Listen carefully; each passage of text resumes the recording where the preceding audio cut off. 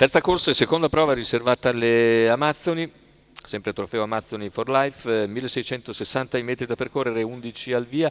Berkeno P, Angel Cash, Uragano del Pino, Boavista Pax, Vortice Leo, Bigiarella Rec in prima fila, Bacao di Casei, Victor Leo, Bluez, Emily Pan, Valpicetto Jet in seconda. Macchina che comincia ad accelerare, i favori sono netti per Uragano del Pino numero 3, all'esterno però Bigiarella Rec fa valere la sua velocità iniziale per sfilare sullo stesso Uragano del Pino, mentre in terza posizione riesce a sistemarsi subito Boavista Pax. Gran partenza di Bigiarella Rec che dall'esterno è riuscita a portarsi a condurre nei confronti di Uragano del Pino.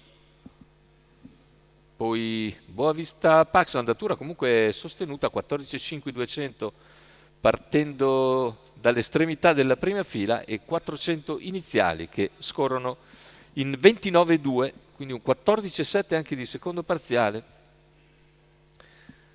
con Uragano del Pino che ora serra sotto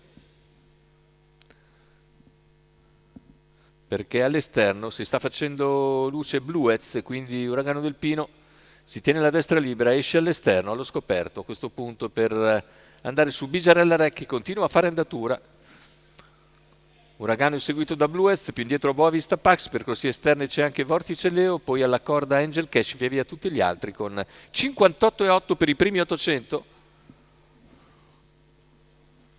Andatura decisamente sostenuta, quella imposta da Bigiarella Rec che continua nella sua azione, completa in 1 chilometro in 1:13,8. A questo punto Uragano del Pino va decisamente al suo attacco, a 500 dal palo, passa in vantaggio, ma deve vedersela con Bluez che viene forte al suo esterno, al paletto dei 400 finali, in vantaggio Uragano, Bluez che ci prova, mentre cala Bigiarella Rec, metà della curva finale con Bluez che generosamente si porta all'esterno di Uragano del Pino, lo appariglia e all'ingresso addirittura d'arrivo.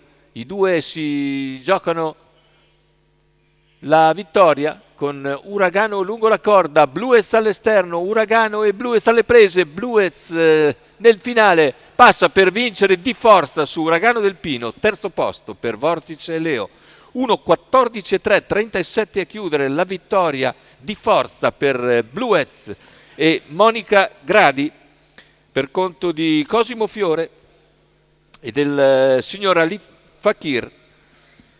Bel primo piano davvero di Bluez che di forza regola nelle battute conclusive Uragano del Pino, che era uscito proprio per anticipare l'avversario.